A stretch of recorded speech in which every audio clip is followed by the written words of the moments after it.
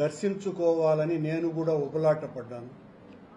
తీరా చూస్తే వాళ్ళంతా జగత్ కిలాడీలని తేలిపోయింది.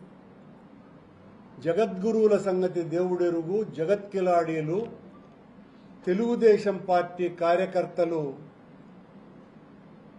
తమ పసుపు వస్త్రాలను విసర్జించి కాషాయాన్ని ధరించి నా మీద, జగన్మోహన్ రెడ్డి గారి మీద గత 2-3 రోజులుగా విపరీతంగా మాట్లాడుతున్నారు. సన్యాసుల రూపంలో ఉన్నట్టుగా నటించే ఈ సన్నాసులు